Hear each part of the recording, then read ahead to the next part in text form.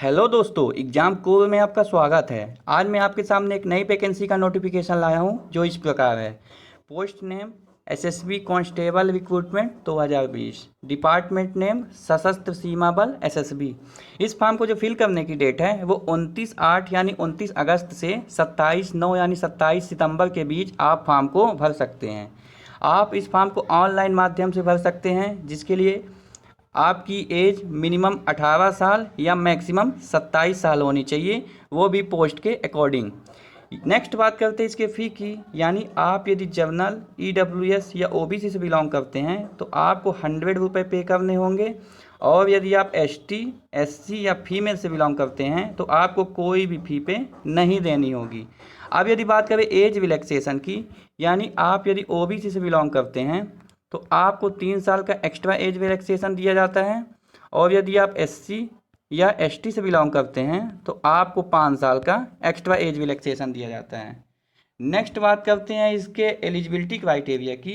तो यदि आप किसी भी बोर्ड से 10th पास आउट हैं और उसके साथ साथ आपको रिलेटेड ट्रेड में आईटीआई किया है या फिर एनसीवीटी का डिप्लोमा आपके पास है तो आप इस फॉर्म को फिल कर सकते हैं। नेक्स्ट बात करते हैं इसके वैकेंसी की। तो इसमें टोटल 1522 पोस्ट हैं, जिसमें आपको ड्राइवर में मेल यानी ड्राइवर में केवल मेल कैंडिडेट ही अपने फॉर्म को फिल कर सकता है।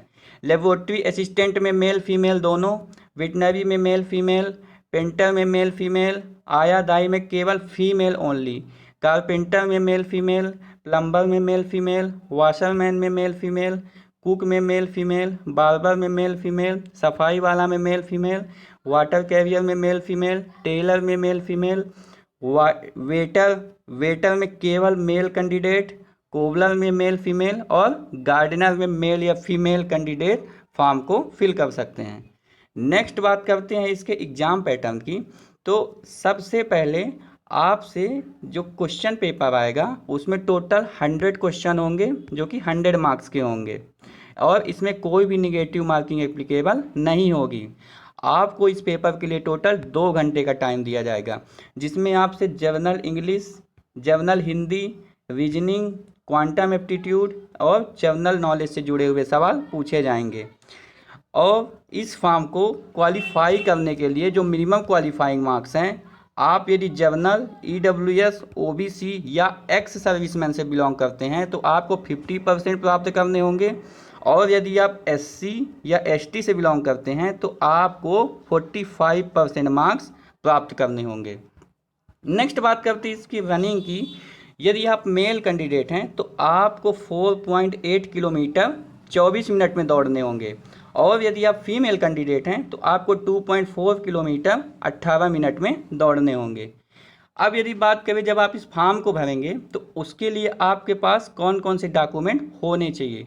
तो सबसे पहले आपके पास 10th की मार्कशीट होनी चाहिए, उसके बाद या तो आईटीआई या एनसीवीटी का डिप्लोमा होनी चाहिए, इसके बाद आपके पास पासपोर्ट साइज की फ़ोटो होनी चाहिए, इसके बाद आपके डोमिसाइल सर्टिफिकेट यानी निवास प्रमाण पत्र होना चाहिए, और कोई भी आईडी प्रूफ या तो आधार कार्ड या पैन कार्ड होना चाहिए।